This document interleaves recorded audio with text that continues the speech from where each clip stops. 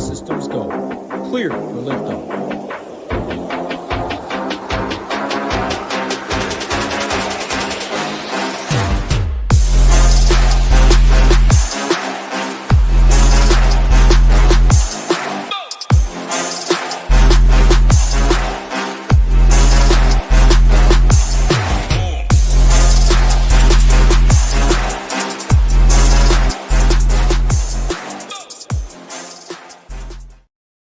What is going on, Ship It Nation YouTube station? Back with my guy Belman on this Monday. We got Wrigley win.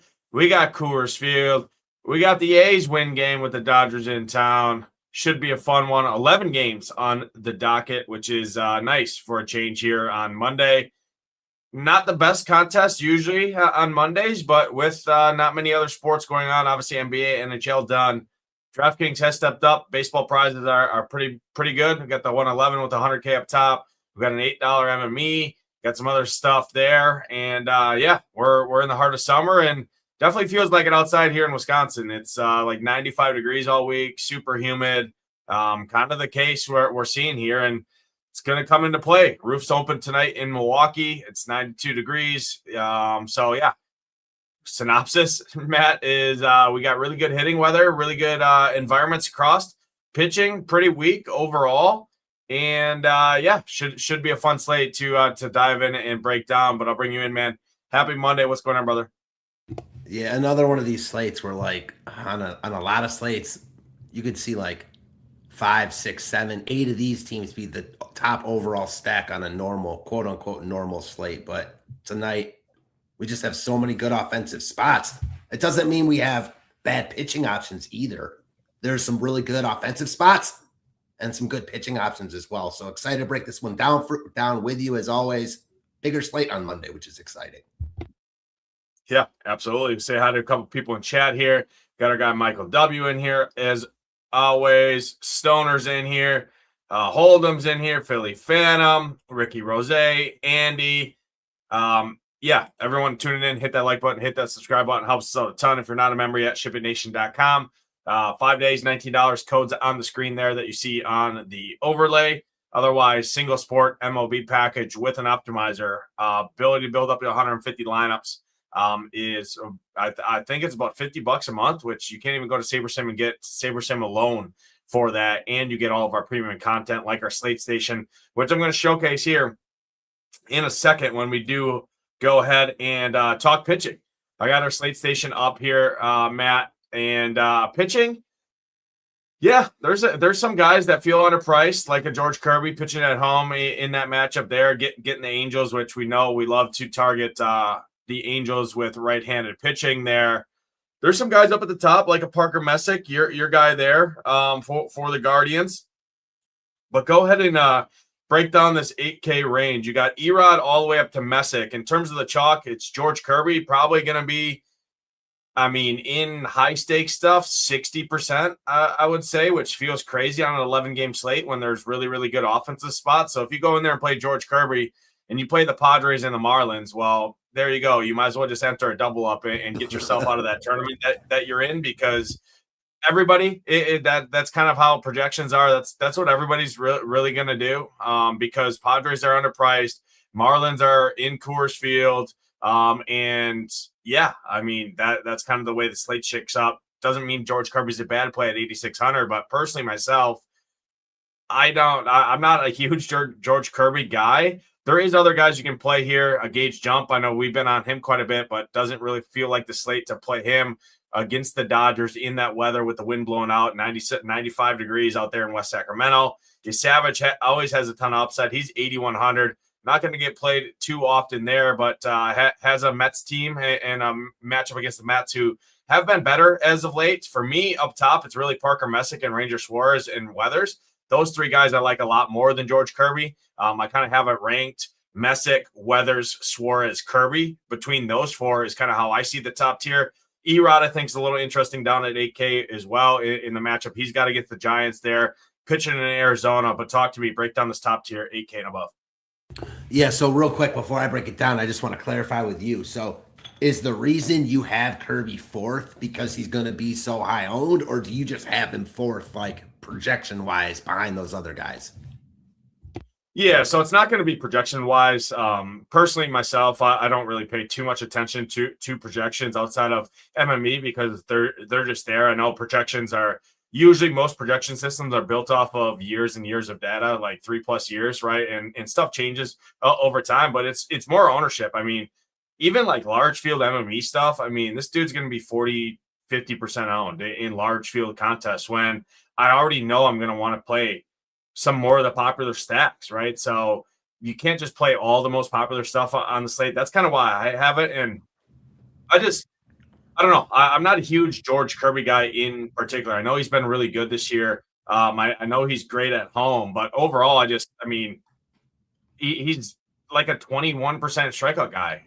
And I got guys like Parker Messick up at the top who I like him a lot. I like Suarez, Weathers. I'm just liking those guys who I think can outmatch George Kirby at much lower ownership. Weathers is kind of the second guy that everyone's really going to play up here. It's really going to be those two guys, and then kind of ownership really doesn't matter from the grand scheme of it. But go ahead and talk to me. Yeah, so I get that for sure. I think the ownership probably gets a little bit crazy on Kirby. And for me, that's the reason not to play him. Other than that, though, like, I do like him here. You get the nut spot against the Angels. You take them away from a good hitter's park where we like to play pitchers against them into Seattle. The game isn't played on paper. But on paper, to me, he looks like the best pitching option on the slate, especially when you consider his price tag. He's cheap. So you don't need like a flawless effort from him. That said, I don't disagree with you that there are other pitchers on this slate, a few of them to be clear, that could match him, outscore him, no doubt about that. He's not like an elite ace type of pitcher that can't get hit around. So if you're talking 60, 70%, I mean, I think that's plenty of reason enough to get off him. So I'm not exactly sure what I'm going to do with him yet, because I also think there are ways to get off the popular bats. And with a bunch of good stacks, all of them can't be so popular. So I'm not sure exactly what I'm going to do there yet, but I do like Kirby here. Other than the ownership, I mean, he projects as the best pitcher on the slate. Hard not to like him on paper, except for we play an ownership game. After that, it's Messick for me too. I think those two are pretty clearly like my SP1 and SP2 type situation tonight, with cheap enough offenses to make it work for sure. I don't think you have to play either of them. Messick has been a dog this year. I like him a lot. I've played him a lot. I just like his stuff. I like his moxie. Good spot at home, maybe a little bit overpriced, but he's paid it off plenty of times this year, including his last start. So I'm in there. After that, I like Weathers and Suarez, but I don't like them more than Messick and Kirby. If I were MMEing, I'd have a bunch of those guys. I don't know how much compared to Kirby and Messick, but I'm not playing 150 tonight. I'm playing limited lineup. So I think for me right now, it's likely I play Kirby and Messick, but your ownership point is very well taken. And I could be talked off of Kirby just because I do think the ownership could get really high, and he's not a pitcher I want to play into that heavy of ownership. The flip side of that is that I'm not really looking to win this slate with my pitchers. I'm just looking for my pitchers to be fine and win it with my bats. And I would be surprised if Kirby gets like lit up here. You know what I mean? Yeah, no, I definitely get everything you say. It's just, I mean, anytime I know he's 8,600, but it's not like Weathers is that much more expensive. It's not like it's that much more to get up to Suarez or Messick. We have cheap arms on the slate, like a Robert Gasser, like a Ryan Johnson down at 5,700, 6,700. I'd much rather just personally avoid that. I mean, Saber right now has Kirby at 60% in high stakes single entry. That is where you do start your teams. Cash games, single entry stuff. George Kirby should be your first click from the pitcher perspective. I'm playing a lot more tournaments and even single entries. I play more contrarian, especially at a pitcher standpoint when it feels like he's the safest click.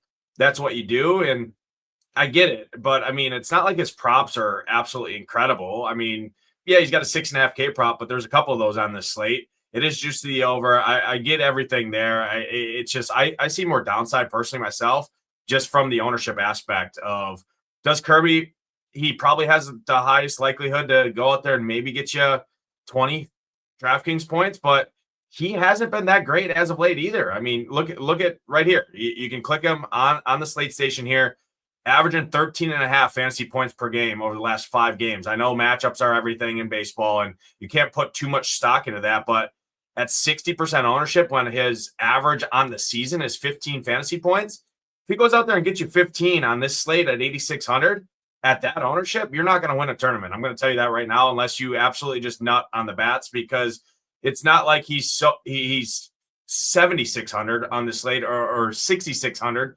We do have cheap guys in good spots with good K props. I mean, Robert Gasser, for example, 6,700, 5.5 K prop juice the over.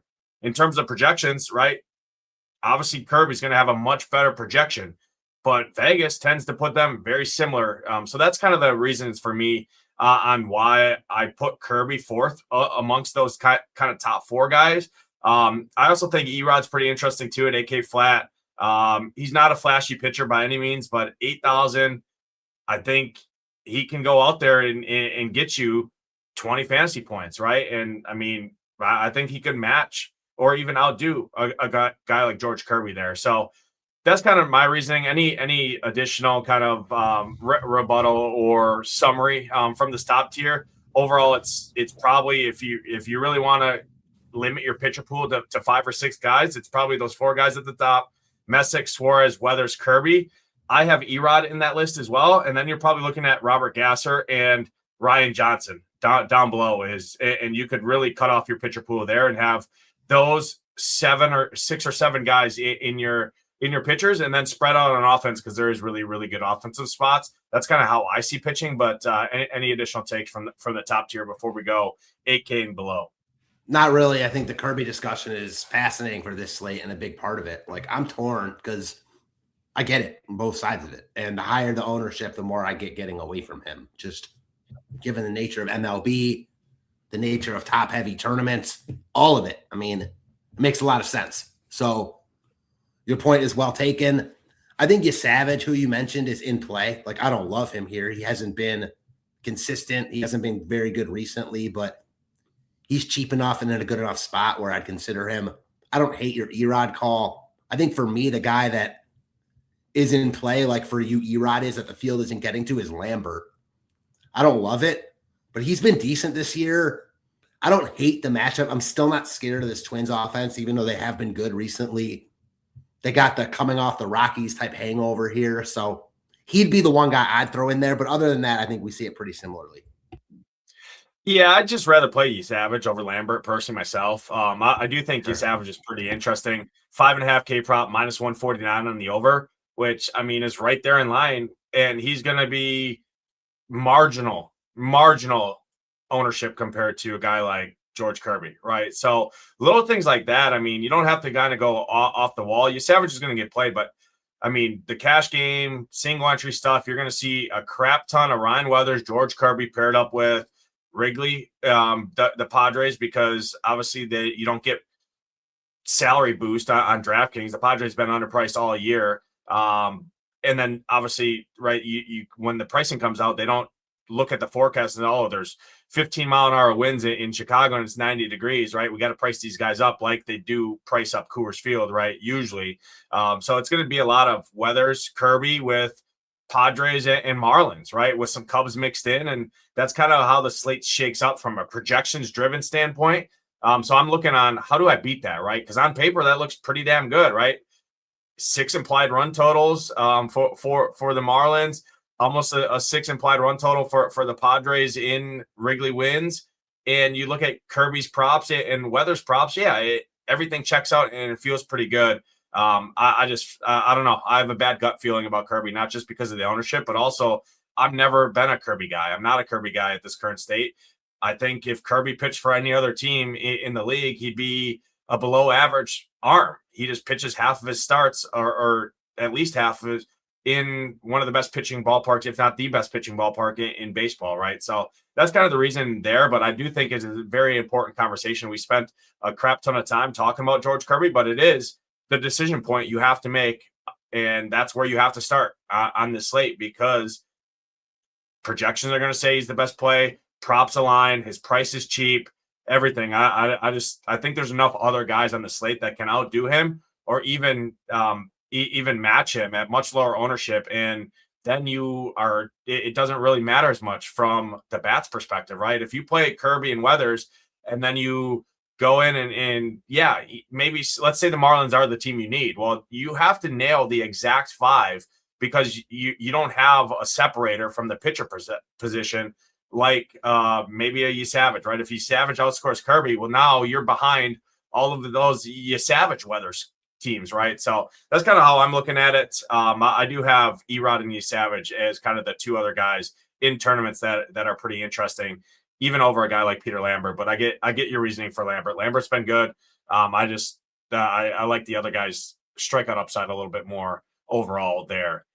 Below 8K, like I said, Robert Gasser looks really, really good to me. I think he's not a great pitcher by any means, but we know what the Reds are. The roof is going to be open in Milwaukee. It is 90-something degrees. Wind doesn't really affect that stadium too much, obviously, there, but the roof being open does boost to hitting. It's just more of a price point. 6,700, 5.5K prop, juice the over against a very strikeout-happy Reds team. I think he's way too cheap on the slate. He's going to get played, but I don't care. I like him a ton. I also have a lot of bats that I want to spend up for. We have a lower-owned Dodgers team who is expensive in one of the best hitting parks and environments on the slate tonight here. So I think they're interesting. Gasser makes that possible. And then Ryan Johnson as well. It's not just because I'm chasing his ceiling performance against the Baltimore Orioles last start. This dude does have a pedigree in the minors. He was a 30+% strikeout guy with 4% walk rate, good command. Do I think that's going to translate exactly? And do I think he's going to go out there and strike out 8 of these Mariners? No, but he's $5,700 pitching in one of the best ballparks in baseball to pitch in against the Mariners on a slate where we have spent up bats to play. So I think Ryan Johnson and Gasser are 2 of my favorite arms on the slate. When you consider the slate at hand and the bats we want to spend up to, their price points and the matchups they have that can get us 15 points at their price points. And that's kind of why I'm also, if those guys can get me 15 and Kirby has averaged 15 all season, why would I pay 8,700 or 8,600 for Kirby and play into ownership when I can play these guys? So that's kind of how I see the pitching, but go ahead and talk to any of these other guys down here in the lower tier that you want to mess with. Yeah, I don't love anything down here, but a couple guys that are at least like in play for me. Sean Manaea is a guy that I've played recently to success a couple times and to not success a couple times. This Toronto offense is pretty dead right now. I could see them awakening to Sean Manaea, but at 7K, I don't hate it. And then the other guy that's in play for me, especially given his current form, that's going to get no ownership, is Sandy. I've played him a bunch when other people haven't been lower owned, and he's been good. I haven't really been on him recently. I don't like using righties against the Rockies, but he's really cheap at 7,400 in good form. I don't hate it as a differentiator. Outside of the top 2 guys, Messick and Kirby, for me, I don't love anything. And I think that's why Kirby's getting so much love, because even though there are other good pitchers on this slate, you can kind of poke holes in everyone. The only hole you can really poke into Kirby here is the ownership, and that's not like a projection hole. So it's tough to come off those top 2. If I am, I think getting different with like a Sandy, a Manaea, the guys you mentioned, I think they're all in play. Yeah, no, absolutely. I see it pretty similar. So kind of in summary for me, it'd be Messick is my favorite guy.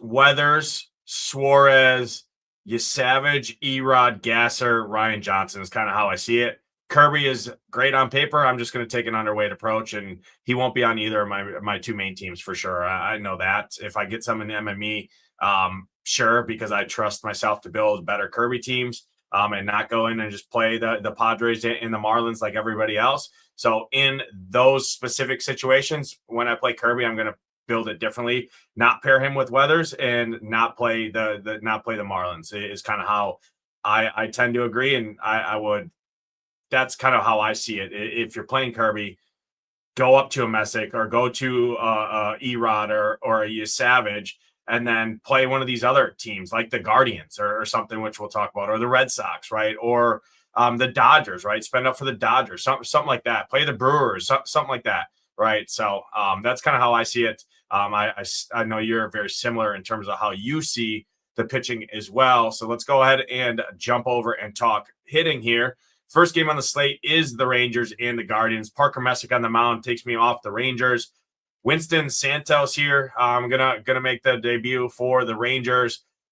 You said, right? You're right there in Cleveland. You said it's hot as balls outside.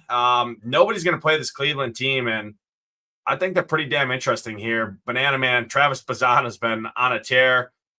They're dirt cheap on a slate where we like spend up bats.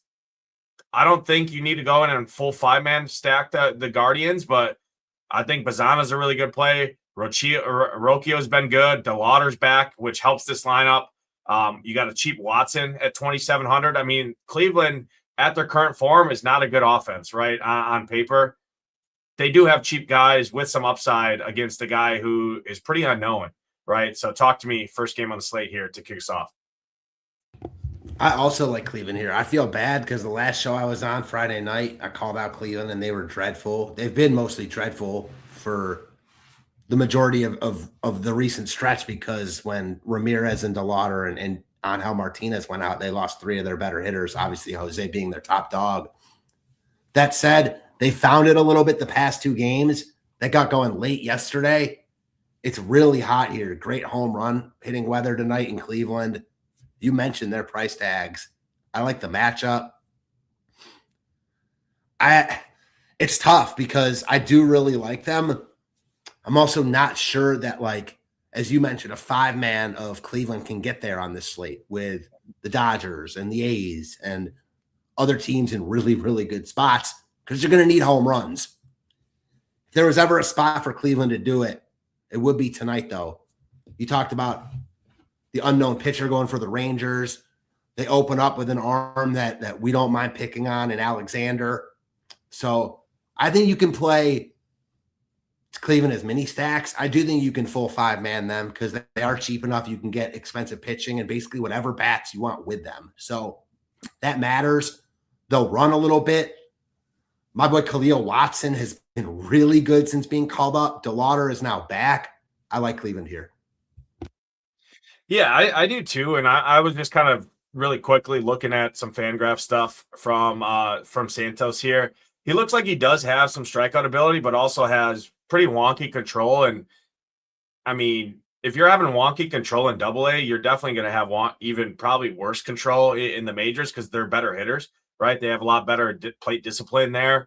So yeah, I think Cleveland's really interesting, especially as like maybe you play Cleveland in like a Kirby lineup, right? Instead of the cheap Padres, you play the cheap Guardians, right? Something like that is kind of how I see Cleveland. I'll be overweight on Cleveland in tournaments. I just think they're pretty interesting here. It's good hitting conditions here tonight in Progressive Field. Temperatures in the 80s. So I do like it quite a bit there. But I don't love the full 5-man just because Texas does have a pretty solid bullpen. You got a little bit of unknowns there going. You do have the opener, which is going to take a lefty bat or a lefty at bat for Bazzana, Rocchio, DeLauder up at the top. Those guys are going to face a lefty opener and Alexander to start, which obviously you don't love.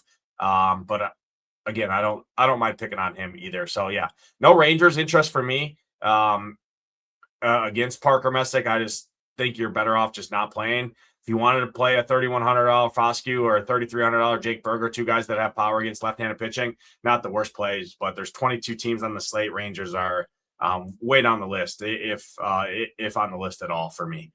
Next spot here, Tigers and the Yankees. Ryan Weathers, Casey Mize on the mound. Going to get the Yankees super low owned here tonight, which usually isn't the case. Casey Mize, a decent enough real-life pitcher. in terms of the weather here in Yankee Stadium, it's going to be hot and humid, but not really any wind blowing out, nothing like that. It is going to play below average compared to a lot of other spots on the slates, but Yankees always have upside anytime they're on the slate. Ben Rice back will help. Dominguez, Bellinger. Talk to me. Any interest in this game on either side, Tigers or the Yankees? I don't really like the Tigers. I mean, Weathers is a pitcher we kind of glanced over, but I think he's in play as a contrarian guy off of Kirby if you don't like Kirby. You know what I mean? He's been good this year. I like his stuff. I don't love him in this spot. I don't think the Tigers are an awful stack. It's just tough, man, with so many good offensive spots. Like, where do I rank the Tigers here? They're just like mid-tier because I respect Weathers, and he's not someone I actively want to pick on at all. The other side of it, Casey Mize, I think the Yankees are in play just because it's the Yankees and they're going to be unowned. You mentioned it. There's going to be like a handful of teams that are going to pick up some ownership. Obviously, some teams more than others. The Padres, the Dodgers, the Cubs, those teams are going to be owned, the Marlins. But teams like the Yankees, you mentioned the Brewers, they're going to get no ownership. So that in itself has me interested. I think they rank as like a mid-tier stack on this slate, considering how many good spots there are. But anytime you can get this Yankees offense at such low ownership, it's appealing. Yeah, I agree. I don't have the Yankees. I'd rather play a team like the Dodgers personally at kind of similar salaries or something like that. But Casey Mize has been pretty reverse splitsy this year. He's actually been a much worse versus the right side than the left side. So Paul Goldschmidt, who has been rejuvenated this year, even left, obviously he murders lefties, and it doesn't really matter what lefty you throw out against him in his current form. But he's been decent actually against righties too, and they're letting him play the whole game. Even when Ben Rice, obviously they let him play when Ben Rice was on the shelf, but Ben Rice in the lineup there. I mean, Goldschmidt at this point is pretty pinch hit free, whereas at the start they were kind of platooning him there. So I think Goldschmidt, if you wanted to play him as a contrarian piece, he's fine. Dominguez, I think, would be the two guys. On the Tiger side, Weathers is going to be the SP2 in terms of cash games. Projections-wise, he's coming in at 30-some% ownership. Projection, right, the dry run, when I ran the projections about 30 minutes before the show, it was Weathers paired with Kirby with the Padres and the Marlins. So Dylan Dingler, Vierling, Hao-Yu Lee, right? Some cheap guys, just Torkelson, right? Some cheap power if you wanted to. Don't think is the worst plays, but yeah, I don't love it either side of that game really from a stacking perspective. Much better games on that we're going to get to here that also aren't going to have much ownership either. Even when you have a Wrigley win game, you have Coors Field, you have the A's game as well, right? Ownership's going to be kind of condensed around those three games in particular. Anyone else really is going to be off the wall.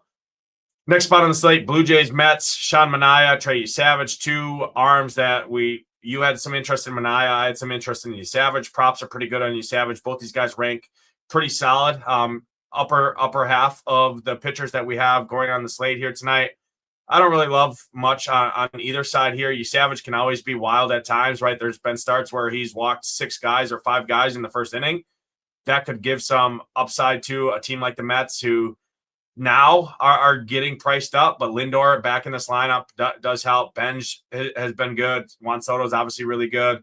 Lindor, like I said, Jared Young as a cheap first base with catcher. Platoon advantage there. If he's in that lineup, 2,800, I think he's a solid value play. It's more if you need some value. I like a lot more, a lot better spots, and I don't really love picking on a guy like Savage, and I definitely don't love picking on the Blue Jays bullpen. So this game is another game that I don't love from an offensive perspective. But what do you see here? Same. It's really hard to like anything too much in this ballpark on this slate. You know what I mean? When we've got such good offensive spots, even though these pitchers can get gotten, and man, I'm waiting for the Blue Jays to go nuts. And I feel like it could be today off of Manaea, because even though I've played Manaea, that's mostly like just a price tag thing. He's been really cheap. Not that I think he's some great arm. We know who Manaea is, and he's been kind of shaky recently. If I had more faith in Toronto right now, maybe I'd like them, but it's just so hard on this slate to go heavy on a team in this game. Vlad is about as cheap as he'll ever be right now, 4,500, but it's tough to click that name. So I just don't think I can do it, even though I'm likely off pitching in this game. Despite I get your Savage points, I don't think I want to stack either side. Yeah, I will say Manaea has been god awful against righties this year, with power, fly balls, barrels, everything. So Okamoto, Valenzuela, that's a nice little cheap mini stack, 4-6 in the lineup there. Springer is super cheap. He always has upside. Ernie Clement, super cheap. He has upside. And then Vlad, if he figures out how to hit the ball off the ground, maybe he could actually find some home runs in his swing. I think there's a spot, and the Blue Jays are in play, but Mets do have a good bullpen. Manaea typically keeps the ball on the ground, definitely from the left side. It really just be Okamoto and Valenzuela is like a super cheap mini stack. Nobody's going to play. You fill your weak catcher position, which usually people just include in their stack. So throwing that and third base, as we know, is not a great position overall either. So I do like those kind of three guys. That 4, 5, 6 at their price points, I think, is super interesting. Clement, you got dual position eligibility. You fill three of the weaker positions night in and night out is catcher, second base, and third base, right? Unless you're spending all the way up to the top to the studs like the Turangs, the Langlears of the world, the Goodmans up at the top point. But you kind of get in that mid range where these guys do have upside, as Manaea has been really bad against righties. So that's kind of how I see the game. Not a game that I love overall from offense. That does change in this next game, though. Here, talk about one shitty offense. It's been the Red Sox. They've been abysmal all year. I don't care what the offense looks like or what they have done for me lately. All I see is one of the worst bullpens in baseball behind a guy who I don't know how is still making starts for a major league offense in Miles Mikolas here. I love the Red Sox here as a contrarian stack tonight. On a different slate, I think the Red Sox would probably be the chalkiest stack on the slate. But when we have Wrigley, when we have Coors Field, when we have Sutter Health, that's not a thing, right? And sign me up. I mean, the Red Sox, Contreras, Durbin, Abreu, Siegler, even the super cheap Chang, Duran, these guys can hit right-handed pitching, and you got a really bad bullpen too. So 1 through 9 in play for me for the Red Sox. Those kind of guys that listed off the top would be my preferred. But yeah, I mean, you got a $2,100 dude at the back half. You got Yoshida hitting leadoff at $2,800. He has some power. Rafaela. I mean, I like the Red Sox quite a bit here tonight. Probably more than I should because this offense sucks. But I'm seeing 20% combined ownership on a 5-man stack against the Nationals, trotting out Mikolas and a horrible bullpen behind him at home in Fenway. Sign me up. I like the spot quite a bit for the Red Sox here. Talk to me. I also like the Red Sox here. Oh, man, it's tough because we got a bunch of good stacks. But this is one where you said it at the beginning of your spiel, and I'm going to say it again. Like, on a lot of slates, I think Boston would be the top overall stack. They're just not tonight because you've got other really desirable spots against pitching we want to pick on. That said, that doesn't mean I don't like Boston just as much as I would on another slate. They just swept the Yankees. They came back late last night, won in extras. It's Miles Mikolas and probably the worst bullpen in baseball. I mean, I'm not going to be surprised if their ownership rises a little bit, but people love Wrigley win games. People love Coors, and projections love them even more. So Boston's just not going to project as well as those other spots, to your point. And yeah, I think you could easily make the case that they're the top overall stack in tournaments when you consider the other spots that are going to get more ownership. The thing I like too here is Lovelady, I think, is on the 15-day. He's a lefty. Poulin is unavailable. He's throwing back-to-back days. I'm trying to look at their lefties that they have in that pen. I know Mitchell Parker has been kind of in and out of the pen. I mean, they do have some lefties in that pen, but the lefties that are available are not good lefties anyways. So yeah, I don't really care to be honest in terms of some of the pinch hit risk for some of these guys. Siegler doesn't really matter. He's a switch hitter. Durbin these guys are dirt cheap against the Nats at home here. So yeah, I like the Red Sox quite a bit. On the Nats side, don't love the Nats. I love the Nats against right-handed pitching. Don't love them against lefties. Don't really want to pick on Ranger Suarez, but I will call out Curtis Mead is just on a different level this year. Dylan Cruz has a ton of power against lefties as well. So those two guys, you can obviously always play James Wood and CJ Abrams, but I don't love them lefty.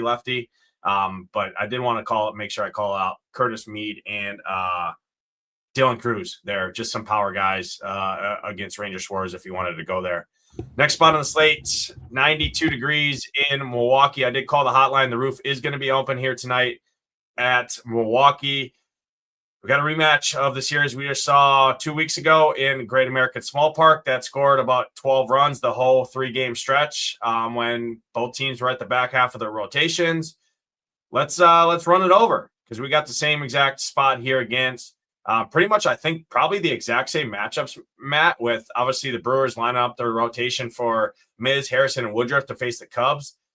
Now you're going to get, I think, probably the exact same combination of pitchers in this series as we did last time here. We got a fly ball guy in Lodolo, who, if I'm not mistaken, kind of mowed this team down, mowed the Brewers down in Great American Small Park. It'd just be naturally where the Brewers score, I don't know what, 8 runs that whole series, come back home and just light this team up. Reds got a really bad bullpen. Lodolo is not a great pitcher, regardless of what Ham thinks of him. With his ceiling poster that he has above his bed of this guy when he was slobbering on him against the D-backs.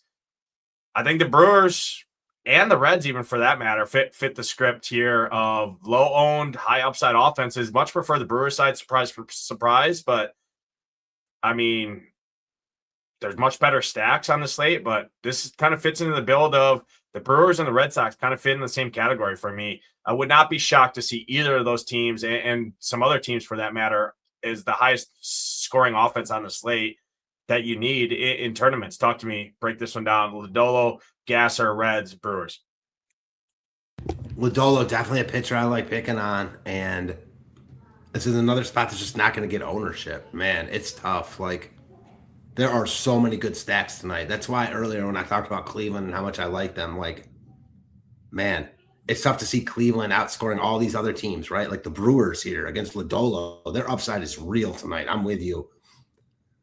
I mean, even the other side of this game, we saw the Reds get going a little bit. I'm with you on Gasser being too cheap, but he's not a pitcher that like can't get hit up. And you got really good hitting weather here. So in large field GPP stuff, I don't hate Cincy, but I do think the main stack here is the Brewers. Kind of like the Red Sox. The matchup's really good. The price tags are high enough where they're not going to project great points per dollar, but that doesn't matter for baseball. So I'm with you. I think prioritizing the Brewers is wildly in play. You clearly don't have to because there's so many other good teams, but you could say that about everyone. And it's almost like whoever you stack tonight is a personal preference in tournaments, Yeah, no, absolutely. Obviously, you guys know I'm gonna have some Brewer stacks. I'm gonna be overweight. I am every time they're on the slate, but I mean, they are one of the best teams in baseball, regardless of what people think or not. Churio looks like a really good play. You got Vaughn at 3,700. That's a joke against Nick Lodolo. Vaughn murders left-handed pitching. Blake Perkins has actually been really, really good over the last month against left-handed pitching. I know it's only 21 plate appearances, but a 316 ISO, 14% strikeout rate. They will run as well. Contreras, Turing can actually it's either a strikeout, it seems, or nothing. Lefty there, but I don't expect Lodolo to be in there super long. 1 through 9 in play for me, definitely on the Brewer side. And then the Red side, I think, is in spots where maybe you go Ryan Johnson instead of Robert Gasser. Why not throw in a guy like Spencer Steer, Matt McClain, Marte, even Ellie for that matter, who have a shit ton of power against left-handed pitching. He's been way better against lefties too this year, Ellie. Right, exactly. So I do think the Reds are pretty interesting as well. I know the Brewers do have a really good bullpen, but you're not going to see the better arms come out of that pen if they do bust it open. And for that matter, I mean, McGill's at 45 pitches. They're super taxed with that Cubs series over the weekend. 26, 27, 30, 39, 44, 45 pitches. That includes a guy like Aaron Ashby, who just threw 24 pitches yesterday. Kuno threw 26 yesterday. He's pitched back-to-back days. He's unavailable. McGill threw 19 yesterday. I mean, you might see a guy come out of this pen and just wear it, or they might leave a Gasser. If things go south, they might leave Gasser out there to wear one here. So I do think this game is pretty contrarian on both sides of it. Much prefer the Brewers side just because I think Robert Gasser is a solid pitching play on the slate as well. But yeah, we talked probably way too much about the Brewers and Reds when we have the next game and really other good games to talk about coming up here. Wrigley Win game. This is where everyone's going. The Padres are just too cheap on a slate when they're facing a fly ball guy in Imanaga. Imanaga started out this year like he does every single year, everything season when he's pitching in 40 degrees and with wind blown in April and May. Now he's getting into the heart of the summer when if the wind's blowing out, I mean, things can go south in a hurry. Issue is Padres don't tend to hit the ball in the air. They're going to be extremely popular on the slate due to their salaries, due to their implied run total, due to the win game. How do you see this one, Matt, here? It's David meets Goliath. I haven't played the Padres really at all season long. The only fly ball hitter they got in this whole lineup is Machado and Bowen, and Machado couldn't hit the Atlantic Ocean if he fell off a boat. So talk to me. How do you see this one here? I much prefer the Cubs side. I'll start with that, even with the Padres bullpen. Griffin Canning is just absolutely horrendous. The Cubs got hitting.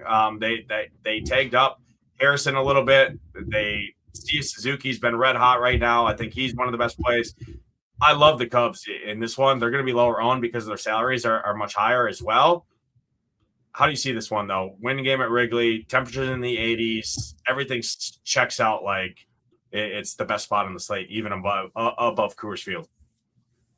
Yeah, man, it's tough to get away from this one, even with all those other good spots. But that being said, I'm worried about ownership here from the Padres side, as you've mentioned. Like, they don't project for crazy ownership, but when you first look at the slate from a 30,000-foot view, it's just so easy to fit them, and they're in such a good spot, and they got guys you want to play.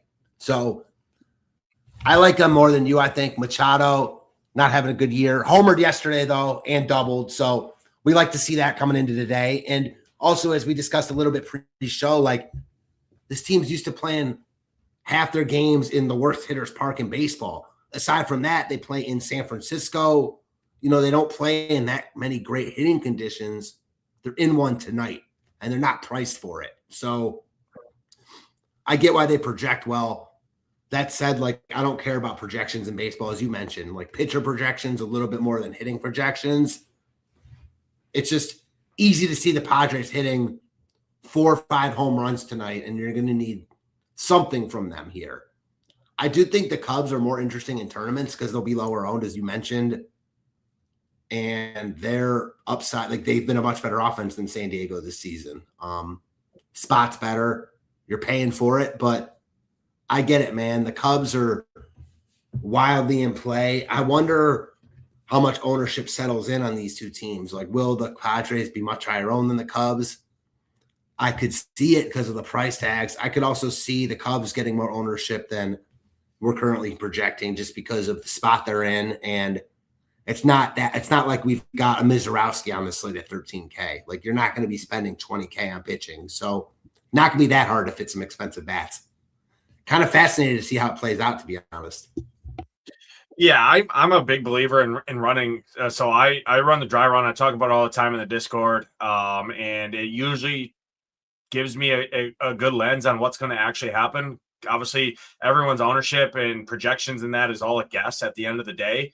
It's an educated guess, but usually I can run that and get a good sense. And right now, it's 70% Miami 5-man stacks, 10% Padres. And then you look at the 3-man and the 2-man stacks, just kind of running it.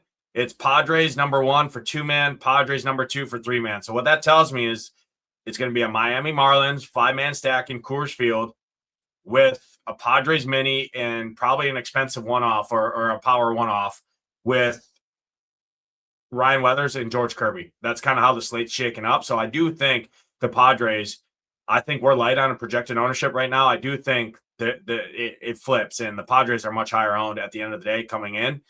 because you also have a thing where everyone fears that Padres bullpen for a good reason, right? That's anyone who's playing DFS right now, majority of it know the Padres have a really good bullpen. Their usage, though, they are pretty taxed. Looking at it here, just looking at the Padres over the last 3 days, 45 pitches for I'll call him Ron M. I butcher last names, but Matsui, 39 pitches. Kyle Hart, 36 pitches. Peralta, 34 pitches. Adam, 32 pitches. I don't know. Is Mason Miller on the?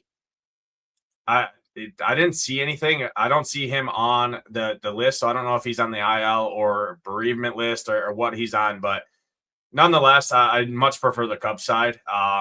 They do have a lefty in there that's probably going to come in, I would assume, in Morjan here.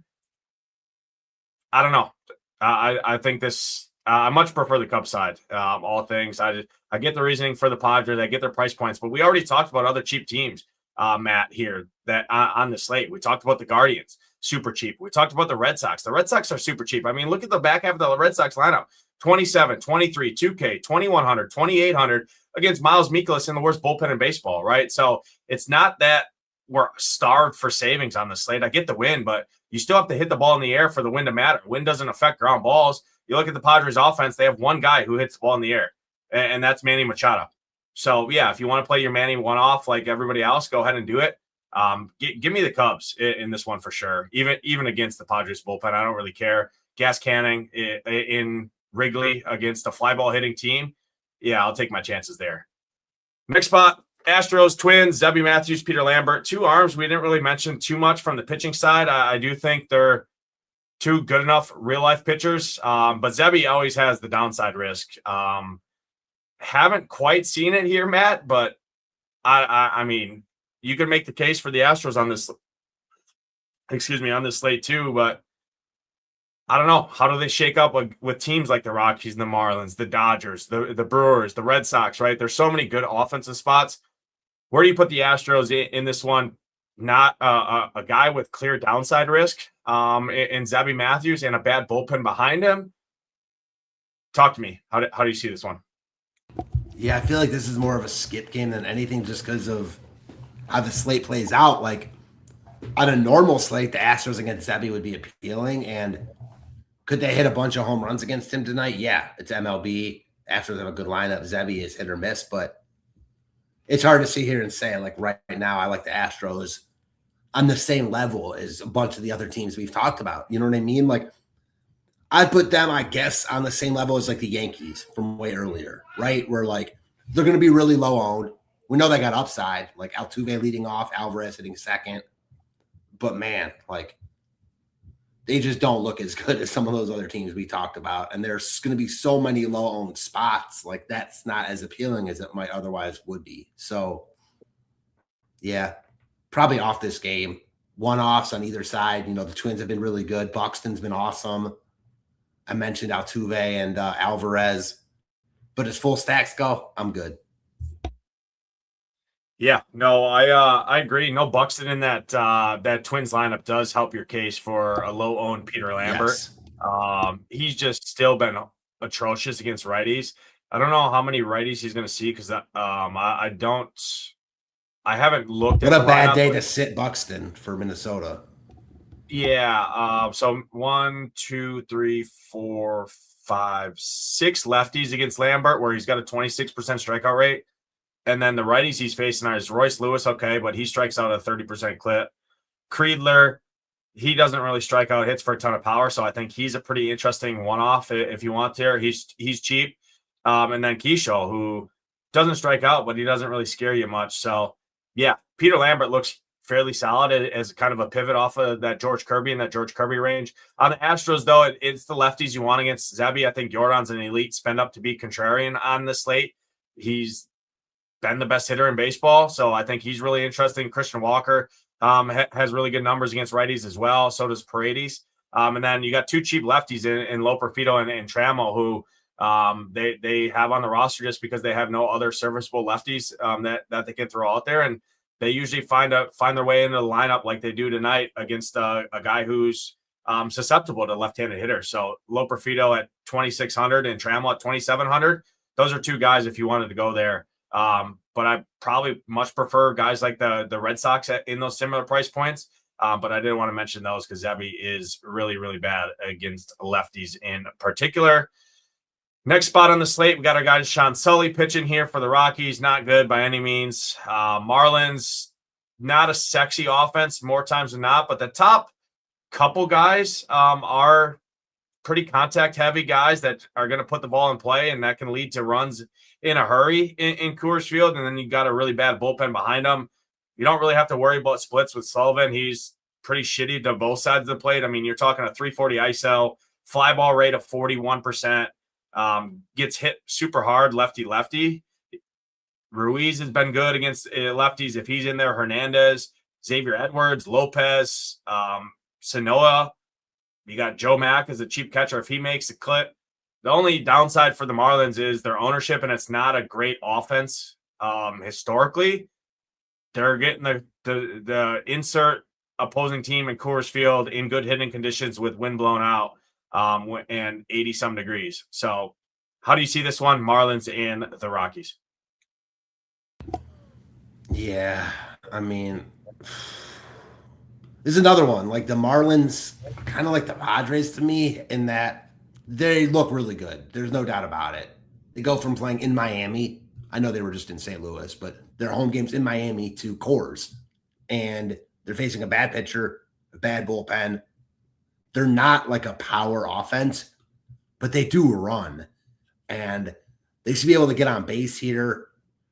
They look good. The only thing is their ownership. And on a slate like this with so many good stacks, I'm not sure I want to play the highest owned or the second highest owned stack here. The flip side of that would be like, on a lot of slates, normal slates here, the Marlins might be, 25% owned each guy. They're not going to be that tonight because there's so many good spots. So you're going to get them lower owned than you otherwise would, even though they'll still be the highest owned stack on the slate. I think this is a classic case. Like you can clearly build really good lineups with the Marlins in them. But if I'm playing one lineup here in single entry, I don't know if I want to go down with the chalkiest stack tonight, no matter how good they look. Yeah, I do think they're all, definitely the top 6 guys in this lineup are probably going to be pushing 20 plus minimum. Just based on projections, based on projected ownership across the industry, what we have it at, what the dry run's spitting out. Again, I say projections all the time, drive ownership in baseball. I run the dry run. I get 85% Marlin stacks. That tells me right there all I need to know. I do prefer the Marlins though to the Padres, I think. Just because I think they're going to get on base, they'll run. And Coors Field doesn't naturally just boost home runs. It's not a great home run park. It's a good balls to the gap because the outfield's so big, the elevation, the ball travels, right? So you're looking at doubles and triples and that kind of stuff, which is more the Marlins' cup of tea anyways, right? They're not a super power-heavy home run, lead the league in homers type offense, right? So that's exactly a contact-heavy team. In Coors Field is where you really get the biggest benefit, and that's where the Marlins fit in. I still like a lot of other teams, but I do, in retrospect to the Padres versus the Marlins, even at the higher ownership, I still do prefer the Marlins if choosing just between those two. But I have teams like the Cubs higher than both of them. I have teams that we're going to talk about here shortly higher than both of them as well. So they got a great spot on the slate for a good reason. On the Rocky side of it, Jake McCarthy, Moniak, Runfield, Carrig, some of those lefties to pick off against Sandy. He's been susceptible to lefties his whole career, definitely between this year and last year. Gives up some power, gets hit hard, barreled up. So McCarthy, Moniak being the main two guys that I'd look at there. Get the same exact hitting conditions there. And 4,700, top of that lineup, I think is a pretty solid price point there. And then Carrig as well at 3,900. That's a good price on him too. Next spot, Kirby, Angels, Ryan Johnson, George Kirby, worst park on the slate. Two pitchers George Kirby's going to be highest owned pitcher and looks like the best pitcher overall play. Projections, everything. We talked about his ownership in the pitcher breakdown. Don't need to go back onto that. You get the quote-unquote leverage if you wanted to. I'd just rather not play Kirby than play any of the Angels in this ballpark on this kind of slate. same thing on the Mariners. I don't really want to get to the Mariners here. Not Ryan Johnson's not a great pitcher by any means, but he's $5,700 pitching in this park with some pedigree in the minors for some strikeouts. That's enough for me. Mariners, I wouldn't be shocked to see them because they got a bad bullpen behind Ryan Johnson as well. So guys like Hanson, Luke Rayleigh, who murder right-handed pitching, Cal Raleigh being back helps them too. Josh Naylor, but yeah, I don't love this game for offense compared to the rest of the slate. Talk to me here. I don't know how you can get here offensively for a full stack. Like one-off, sure. If you're not playing Kirby, Neto, I mean, always a good shortstop play. Julio on the other side, but full stacks, nah. Like, just no. So many other good spots. This ballpark, I would legit be shocked if the winning stack came from this game. I mean, and it's MLB. I know that anything can happen anywhere. Like, you get a bad pitcher out there, home runs can happen, but I would legit be shocked if in this ballpark a stack you won it. Yeah, I think in the night slate, it's definitely more of a viable game just because everyone's going to load up on the Dodgers and the A's in that 3-game night slate. Usually they have 10 or 20K up top, something like that. So if you're chasing that, I think it's a much better game to target, especially on the Angels leverage side. Guys like Wade Meckler, things like that. Some of those lefties against George Kirby. But on the main slate, the 11-game slate, full slate, don't really think that game has much of a thought, if any, from an offensive perspective. Takes us to West Sacramento here. This is right up there with Wrigley in terms of hitting conditions. It's very, very similar. 95 degrees with 15-mile-an-hour winds blowing straight out. You got a good pitcher on the A side, Gage Jump, but it's still the Dodgers. You got a bad bullpen behind Jump. Dodgers are throwing Eric Lauer, who is not a great pitcher. I absolutely love the A side of this game. Dodgers, I think, are also interesting here. You got Pajes, Betts, Tio Hernandez being back helps them against the lefty for sure. Tommy Edman. The Dodgers are starting to get back healthy. Nobody's going to play them on a slate where they're implied to score almost 6 runs and a bad bullpen in 95 degrees with wind blowing out. I mean, the wind is very similar to what it is in Wrigley. And this stadium is not quite the same effect in terms of how the wind boost compared to Wrigley, but this is still a minor league park where there's not built up stadium or seating and stuff. This is a really, really good hitting environment. And ownership is going to be a fraction of what it is in Chicago, I think. Talk to me in this one. How do you see Dodgers and the A's? One of the best games on the slate, in my opinion. Yeah, man, this is another one. Like, this slate is loaded.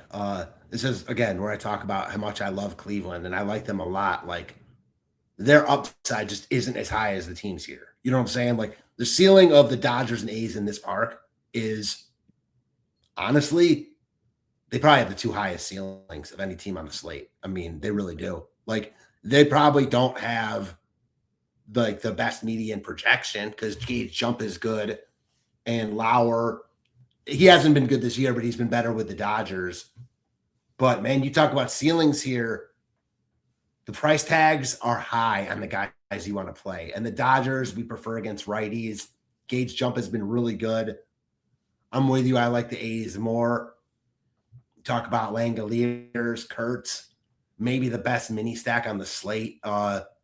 Yeah, I'm with you. Like, again, I think the ceilings of both these teams might be 1-2 on the slate, and in tournaments, that's really all you can ask for. So, talked about the Brewers, obviously the Cubs, Padres, Marlins. I mean, there's so many good teams to stack on this slate, but just pure ceiling, I really think the Dodgers and A's, maybe A's Dodgers are 1-2. Yeah, I love the A's here. Langolier, Soderstrom, Kurtz, even lefty. I don't really care. It's Eric Lauer, Max Muncy, Bolte. You got some cheap guys, Jacob Wilson, Thomas as well. Meneses, if he makes the start there for him, he's 2,200 with tons of power. He was with Washington, and Washington, the Nats kind of platooned him. He's got some power against lefties. He's definitely a big pinch hit risk, but at 2,200 in this park against probably 2 at-bats from Eric Lauer, you can do much worse on the slate. So, yeah, I love this game, both sides. Both teams are pretty high up my list in tournaments when you consider ownership in the retrospect. And salary doesn't really matter from a hitting perspective because the most expensive price pitcher on the slate is Parker Messick, and then you got super cheap guys like a Robert Gasser, like a Ryan Johnson at 5,700 in that 6K range that I can afford expensive pitchers. It's not a Mizorowski at 13K or a Zach Wheeler at 11K or a Christopher Sanchez at 11K, right? We're not paying for those guys. You have salary to spend. Everyone's going to go and spend it on the Marlins and the Padres and a little bit of Cubs. Sign me up for this game on both sides. I absolutely love it. Tonight, last game of the slate, D-backs, Erod, Tyler Mahle on the mound, Giants, D-backs. I'm not a believer in Tyler Mahle. If you wanted to mess with some D-backs, I think you could. I just like the other spots a lot more on the slate. So this game, I didn't get too much for offense. On the night slate, the D-backs look pretty good to me. If you wanted to mess with Marte, Perdomo, Carroll, you can play those guys anytime they're on the slate. You'll have a cheap Pavin Smith at first base again. So you got to stack him up with guys like Joey Meneses, Jacob Young, some of those other cheap power guys, and even Andrew Vaughn for that matter, who's severely underpriced at the position. I don't love this game for offense on either side to round us out, but talk to me here. Anything you see in this one? You know how much I love Arizona, and I don't mind them here against Mahle, but on this slate, like I can't prioritize them here. They're kind of like Houston to me, at home against a righty that can get gotten, but their price tags are high and the guys you want to play, and they just don't look as good as some of the other spots. That said, you talk about no ownership.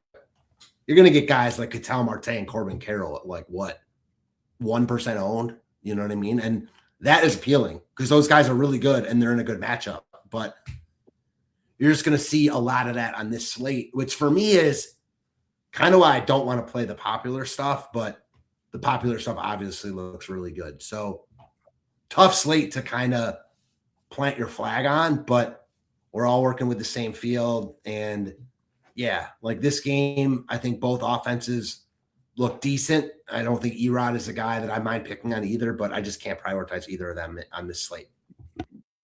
Yeah, no, absolutely. Let's take us to the synopsis, the end of the show.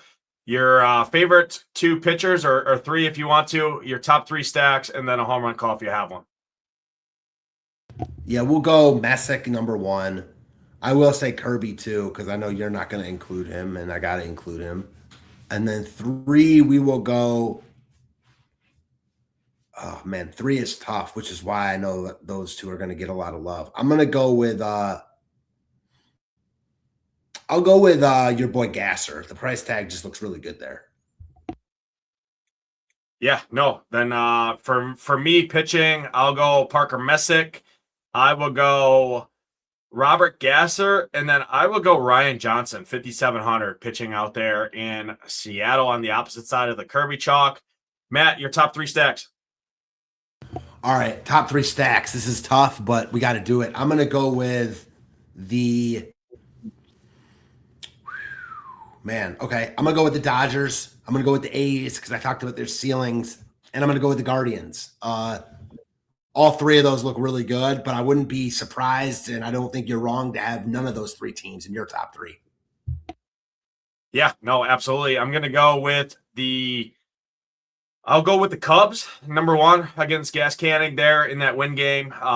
Specifically the lefties. I do want to specifically call it the lefties for the Cubs. So PCA, Suzuki's red hot right now too. Obviously, he's a righty there, but I do like him a ton. I love the A's as well. And then I'll go to the Boston Red Sox against Miles Mikolas in that Nationals bullpen there is kind of my three. Matt, your home run call to round us out. All right, home run call of the night is going to be, let's go back to my boy, guy in that Guardians lineup hitting fifth tonight. Give me Khalil Watson, just balling right now, and I think he goes yard tonight. I like that. Khalil Watson, nice cheap one. I'll give the people another cheap one. I'm going to the Brewers. I'm going to Andrew Vaughn, hitting in the heart of that lineup. Mid threes for him against the fly ball lefty at home with the roof open. Sign me up. And he's not going to be popular because you got the Padres, you got the Marlins that we talked about that are super underpriced for the position and the spots and the matchups that they're in. That's going to do it. Appreciate everyone tuning in. Hit that like button, hit that subscribe button on the way out. Appreciate all the comments and the interaction in the chat. We do appreciate it. If you're not a member and you want access to the Stone, like you see here up on the screen, the Slate Station, which we talked and we showed on the pitcher breakdown, Ship 19 is the code. 5 days, $19 gets in everything there. If not, just baseball only. SaberSim plus all of our premium content for baseball, including our Discord conversation and chat. $50 a month, right around that price point. Cheaper than even going to SaberSim.com and using that for all sports. Matt, till next time, it's always fun breaking down baseball. Good luck tonight in those contests. Hope to see those Ship It Nation logos at the top. We're out of here. Peace.